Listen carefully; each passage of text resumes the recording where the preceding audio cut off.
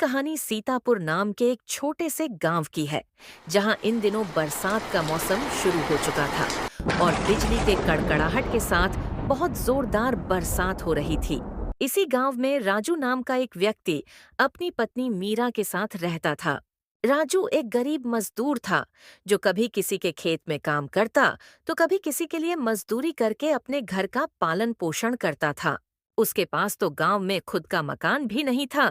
वो सेठ धनीराम के एक छोटे से खपरैल वाले घर में अपने परिवार के साथ किराए पर रहता था, जहां बरसात में छत टपकती और गर्मियों में दीवारें तपती थीं। जैसे तैसे दिहाड़ी मिलती तो घर का चूल्हा जलता, वरना कई बार उसे और उसके पत्नी को खाली पेट ही सोना पड़ता था। उस रात मौसम बेहद खराब था। मूसलाधार बारिश के साथ ठंडी हवाएं भी चल रही थीं और बिजली की चमक से पूरा गांव कांप सा रहा था। अजी, 2 दिन से लगातार बारिश हो रही है। न धूप निकली, न कपड़े सूख पाए। घर में हर तरफ नमी ही नमी भर गई है और ऊपर से छत भी टपक रही है। अगर यूं ही बारिश चलती रही तो खाने को कुछ भी नहीं बचेगा। मीरा, तुम ठीक कह रही हो, लेकिन अब करें भी तो क्या? खेत भी पूरी तरह पानी में डूब गए हैं, अनाज की बोरियां भी गीली हो गई हैं। हमारे पास जो थोड़ा बहुत दाल चावल था वो भी खत्म हो चुका है और सारी लकड़ियां भी भीग गई हैं, इसीलिए चूल्हा भी नहीं जल पा रहा। और हां, क्या तुमने सुना? बिरजू काका कह रहे थे कि बारिश कम से कम 15 दिन और ऐसे ही चलेगी। अगर सच में ऐसा हुआ तो न गांव के रास्ते खुलेंगे और न ही बाहर से कुछ लाया जा सकेगा। ऐसा तो मत कहिए जी। अगर इसी तरह पानी गिरता रहा तो हम खाएंगे क्या? घर में अनाज का एक दाना भी नहीं बचा है। लकड़ियां भी भीगी पड़ी हैं। चूल्हा जल नहीं रहा। पेट की आग तो जैसे अब सहन ही नहीं होती। न कोई उधार देने को तैयार है, न कहीं काम ही मिल रहा। अब तो भगवान ही मालिक है। इसी तरह बारिश लगातार पड़ती रही और फिर जैसे तैसे 3 दिन बाद बारिश रुक जाती है और बारिश के रुकते ही राजू तुरंत अपने घर से काम की तलाश में बाहर निकल पड़ता है। सेठ जी, आपके पास अगर कुछ काम हो तो बताइए। मैं कुछ भी करने के लिए तैयार हूं। बस घर में बैठकर पत्नी की भूख नहीं देखी जाती। अरे राजू, मैं तेरा दुख समझता हूँ, लेकिन जब से ये बरसात लगी है, मैं तो खुद अपने मजदूरों को काम नहीं दे पा रहा हूँ। मेरे सारे खेत पानी में डूबे पड़े हैं। बारिश के चलते मेरा गोदाम का काम भी पूरी तरह बंद है, इसलिए अभी तो कोई काम नहीं है। सेठ जी, मैं कोई भी काम कर लूंगा। मैं हल भी जोत लूंगा और अगर आप कहें तो घर का काम भी कर दूंगा। जानवरों को चारा पानी भी दे दूंगा, मगर मुझे कुछ तो काम दीजिए। घर पर मेरा परिवार भूखा है। सेठ जी, अगर मुझसे कोई गलती हुई हो तो मुझे माफ कर दीजिए, लेकिन मुझे कोई काम दीजिए। नहीं राजू, ऐसा मत कह। तुझसे कोई गलती नहीं हुई है, पर मैं भी क्या करूं, मजबूर हूं। कुदरत का कहर हम सब पर ही बरस रहा है। लेकिन तू चिंता मत कर, जैसे ही बारिश थमेगी सबसे पहला काम मैं तुझे ही दूंगा। और सुन, एक काम कर, मेरे पास कुछ सूखी लकड़ियां और थोड़ा अनाज रखा है, जाते जाते अपने साथ लेते जा। सेठ से खाने का अनाज लेकर राजू जैसे ही अपने घर की ओर निकला ही था कि बरसात फिर से शुरू हो जाती है। बरसात के चलते वो एक झोपड़ी के यहाँ जाकर रुक जाता है। जहाँ वो रुका था वहीं पर 2 लोग आपस में बरसात पर चर्चा कर रहे होते हैं। भाई राकेश, इस बार तो बारिश बढ़िया पड़ रही है। खेतों के लिए तो जैसे वरदान हो। बिल्कुल सूरज भाई, बारिश पड़नी भी चाहिए। अगर ये ना हो तो गर्मी जान निकाल लेती। पिछले साल तो जून जुलाई के महीनों में गर्मी ने लोगों का जीना मुश्किल कर दिया था। ना पानी था, ना फसल हुई। कई गांवों में तो पीने तक को पानी नहीं बचा था। हाँ, सही कह रहे हो राकेश।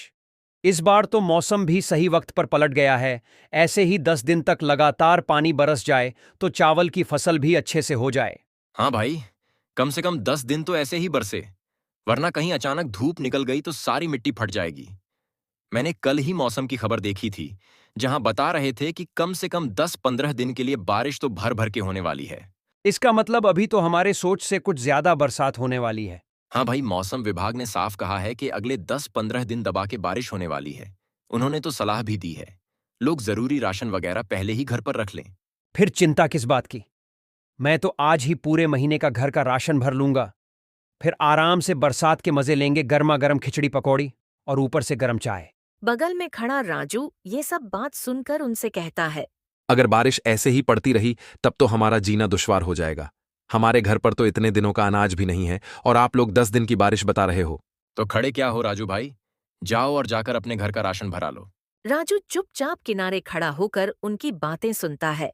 उसके मन में चिंता थी। जहां कुछ लोगों के लिए ये बारिश वरदान बन रही थी, वहीं उसके जैसे गरीबों के लिए ये अभिशाप बन गई थी। फिर कुछ समय बाद जैसे ही बारिश थोड़ी सी कम होती है, वो अपने घर की ओर चल पड़ता है। अरे भाग्यवान, मैं अभी बाहर से सुनकर आ रहा हूं कि अगले 10-12 दिन तक लगातार बारिश होने वाली है।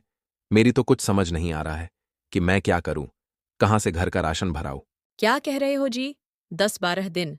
अगर ऐसे हुआ तो हम क्या करेंगे? हमारे घर पर तो इतने दिनों का अनाज नहीं है, और ऐसी बारिश में आपको कहीं काम भी नहीं मिलेगा। आपको तो पता ही है कि घर की हालत कैसी है। कोने कोने से पानी टपक रहा है। अब तो बर्तन भी भरते जा रहे हैं। हाँ मीरा, मैं समझ रहा हूं तुम्हारी परेशानी। मैं भी जानता हूं कि इस टपकते छत के नीचे हम कब तक टिक पाएंगे अगर ऐसी ही बारिश होती रही तो। और ऐसी ही बारिश होती रही तो घर में कोई ना कोई बीमार भी पड़ सकता है। और हमें अभी सेठ धनीराम को घर का किराया भी देना है।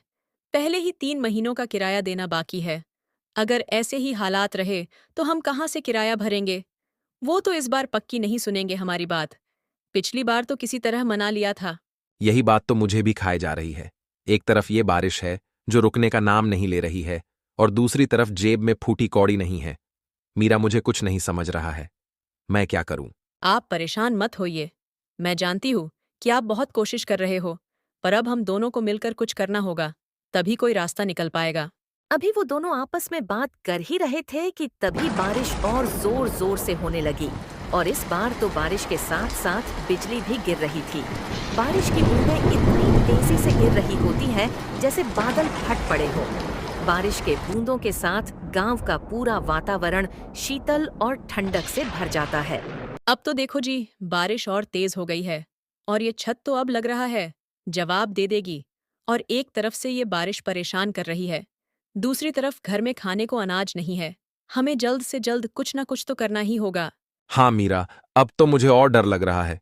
कहीं अगर ऐसी ही बरसात बढ़ती रही तो ये छत गिरकर नीचे ना आ जाए। हमें कुछ ना कुछ करना तो पड़ेगा। आप एक काम क्यों नहीं करते हो? एक बार जाकर मुखिया जी से मिल लीजिए, शायद वो कुछ मदद कर दे हमारी। मीरा, परंतु ऐसी बारिश में घर से बाहर निकलना जान जोखिम में डालना है। बारिश की वजह से रास्तों पर चारों तरफ कीचड़ ही कीचड़ है, और मैं मुखिया जी से मिलकर क्या करूंगा। उनके पास मदद के लिए जाओ तो कोई ना कोई नया बहाना बनाकर हमेशा गांव वालों की बातों को टाल देते हैं। हाँ, मैं आपकी बात समझ रही हूँ, पर इस समय हम लाचार हैं। हमें उनकी मदद लेनी ही पड़ेगी। तुम एक बार जाकर उनसे बात तो करके देखो, शायद वो कोई मदद कर दे। अगर अभी नहीं गए तो शायद हमें पछताना पड़ सकता है। इसलिए कह रही हूँ, जाइए और उन्हें हम पर क्या बीत रही है सब कुछ साफ साफ बता दीजिए। फिर क्या था, मीरा की ऐसी बातें सुनकर राजू भारी बारिश में मुखिया के घर के लिए निकल जाता है। किसी तरह से बच बचाकर राजू मुखिया के घर पर पहुंच जाता है। अरे राजू, तुम इतनी भारी बारिश में यहाँ क्या हुआ? कोई जरूरी बात है? हाँ मुखिया जी, मैं आपके पास बहुत जरूरी काम से आया हूं। मुखिया जी, इस बारिश ने तो हमारा जीवन ही तबाह कर रखा है। घर की छत से लबालब पानी गिर रहा है।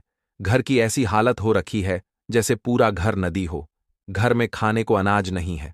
ऊपर से ऐसे बारिश के चलते कोई काम नहीं मिल रहा है, जिस कारण पैसे भी नहीं हैं। मैं बहुत मजबूर हो चुका हूं। देख राजू, पैसों की बात तो मत ही कर। मैं खुद ही कई लोगों को पैसे बांट चुका, और अब मेरे पास बिल्कुल पैसे नहीं है कि मैं तुझे दे सकूं। तू तो जानता ही है कि पंचायत में कितने खर्चे होते हैं, इसलिए फिलहाल तो मैं तुझे पैसे नहीं दे पाऊंगा। तू किसी और के पास से पैसे उधार ले ले। और बारिश का क्या है? बारिश तो सबके लिए आई है, बस फर्क इतना है कि कोई भीगते हुए सहता है तो कोई घरों में आराम फरमाता है। यहाँ राजू मुखिया के यहाँ मदद लेने की कोशिश कर रहा होता है, और वहीं उसके घर पर सेठ धनीराम अपना किराया लेने पहुंच जाता है। सुनो मीरा, मुझे फटाफट से घर का किराया लाकर दे दो। और हाँ, याद है ना, पहले के 3 महीनों का भी किराया बाकी है। सेठ जी, कृपा करके थोड़ा वक्त और दे दीजिए। राजू बाहर गए हैं, वो किसी से मदद लेने गए हैं, बस लौटने ही वाले होंगे। हम आपका किराया जरूर चुकाएंगे, बस कुछ दिन की मोहलत दे दीजिए। मीरा, अब बहानों से काम नहीं चलेगा। मैं पहले ही बहुत बार तुम्हें मौका दे चुका हूं। अब एक दिन भी देर नहीं चलेगी। अगर आज किराया नहीं दिया तो तुम्हें ये घर खाली करना पड़ेगा। सेठ जी, हम कहाँ जाएंगे बाहर? इतनी तेज बारिश हो रही है, गांव में हर जगह पानी भर गया है, पूरे छत से पानी टपक रहा है। हमारे पास इस वक्त कुछ भी नहीं है, खाना तक नहीं है। हम पर ऐसा अन्याय मत कीजिए सेठ जी। देखो मीरा, बारिश के वक्त हमें भी तो खाना चाहिए। तुम लोगों की दिक्कत मैं हर बार नहीं सुन सकता। ये बारिश एक दिन की नहीं है, कम से कम 10-15 दिन चलने वाली है। ये सब सोचकर बोल रहा हूं। सेठ जी, बस कुछ दिन का और समय दे दीजिए, हम आपके पैसे लौटा देंगे। नहीं मीरा, मैं अब तुम्हें एक भी दिन का भी समय नहीं दूंगा। फिर क्या था, धनीराम सेठ मीरा को अपने घर से बाहर निकाल देता है। तभी कुछ देर बाद राजू अपने घर की ओर लौट रहा था। तभी अपनी पत्नी को बारिश में बाहर देखता है। क्या हुआ मीरा, तुम इतनी तेज बारिश में यहाँ क्या कर रही हो? सेठ धनीराम आए थे किराया लेने। मैंने उन्हें समझाने की कोशिश की, तुम पैसे लेने ही गए हो, पर उन्होंने मेरी एक नहीं सुनी और बोलने लगे कि तुम्हारे बहाने और नहीं चलेंगे और अभी के अभी मेरा घर खाली कर दो। उन्होंने तुम्हें इतनी तेज बारिश में बाहर निकाल दिया, क्या उनमें इतनी सी भी इंसानियत नहीं है? अब हम क्या करेंगे जी? हमारा तो कोई है भी नहीं, हम कहाँ जाएंगे? अब हम बस एक काम कर सकते हैं, जब तक कुछ ना हुआ तब तक गांव के मंदिर में आश्रय ले सकते हैं। हाँ, ये आपने सही कहा। हम कुछ दिन गांव के मंदिर में गुजार लेते हैं। राजू और मीरा भीगते हुए अपने भीगे सामान को साथ लेकर गांव के पुराने शिव मंदिर की ओर चल पड़ते हैं।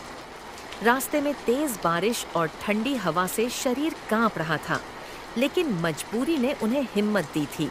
मंदिर तक पहुंचते पहुंचते शाम हो चुकी थी। बारिश अब भी थमने का नाम नहीं ले रही थी। मंदिर के भीतर एक कोना चुनकर उन्होंने अपना सामान रख दिया और वहीं एक कोना पकड़कर दोनों सो गए।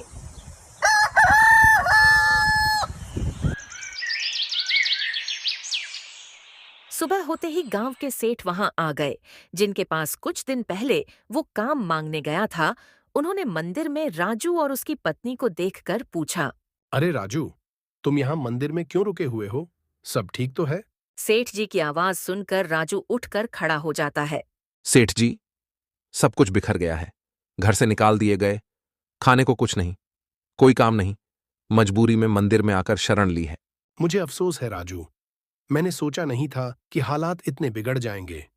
उस दिन तुझे जो थोड़ा अनाज दिया था उसी से कुछ दिन गुजारा कर लेगा, ऐसा सोचा था। लेकिन अब देख रहा हूं कि बात उससे कहीं आगे निकल चुकी है। सेठ जी, अब हालात हमारे बस में नहीं रहे। बारिश ने हमारे जैसे गरीबों की जिंदगी पूरी तरह से उधेड़ दी है। हम तो बस एक कोने में बैठकर यही सोचते रहे कि अगली सुबह कैसी होगी।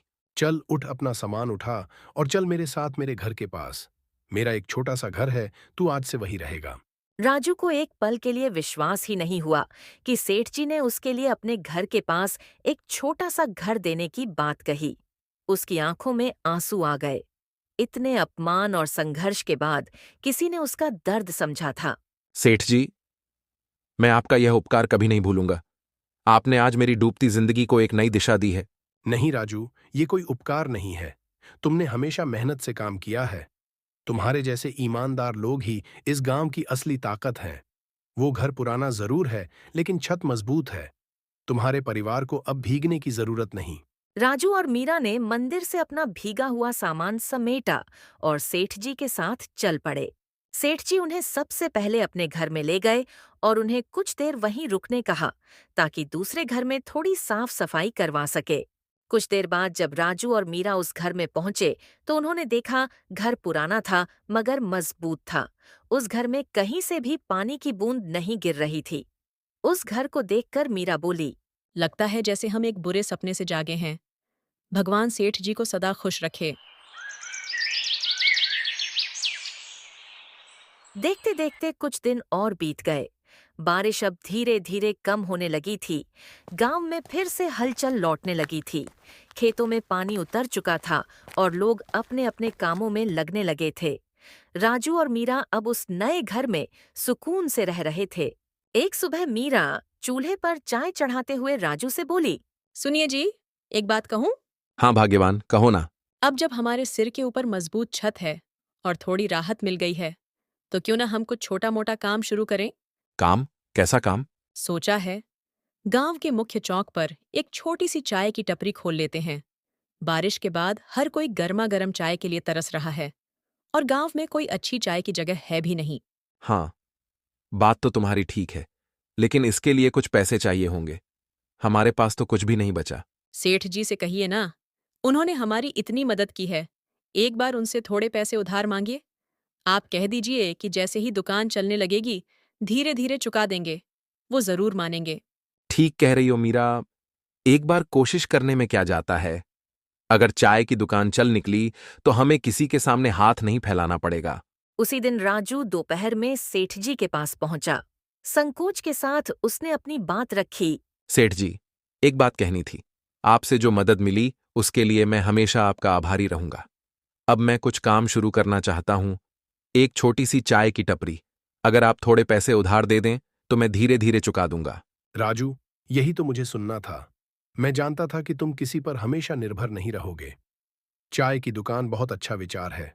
गांव में लोग सुबह शाम बैठते हैं, बात करते हैं। तुम्हारी दुकान चलेगी जरूर। ये लो, ये 5,000 रुपए दुकान शुरू करने के लिए काफी होंगे।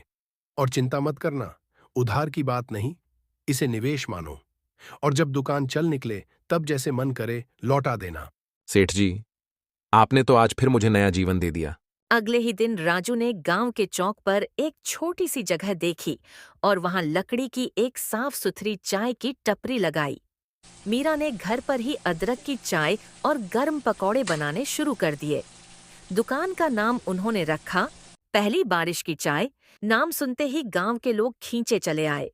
सभी को वो कहानी याद थी जब राजू और मीरा बारिश में मंदिर में सोने को मजबूर हुए थे। अब वही लोग उनकी चाय की तारीफ करते नहीं थकते थे। अरे राजू, तेरी चाय तो वाकई कमाल की है। और मीरा भाभी के गरम गरम पकौड़े, बस क्या कहने। धीरे धीरे उनकी दुकान चल निकली। राजू सुबह 6 बजे से शाम 7 बजे तक दुकान खोलता और मीरा पीछे से सारा सामान तैयार करती। कुछ ही महीनों में राजू ने सेठ जी का पैसा भी लौटा दिया। आज वही राजू, जो एक वक्त अपनी पत्नी को भूखा सुलाता था, अब गांव के लोगों को गरम चाय और स्वादिष्ट पकौड़े खिला रहा है। उसकी दुकान अब गांव का सबसे प्यारा अड्डा बन चुकी है। देखिए जी, मेहनत और सच्ची नीयत कभी खाली नहीं जाती। हाँ, और सबसे बड़ा भाग्य तो ये है कि मेरे साथ तुम हो मीरा। तो दोस्तों, इस प्रकार की और शानदार कहानी देखने के लिए चैनल को जरूर से सब्सक्राइब कीजिएगा।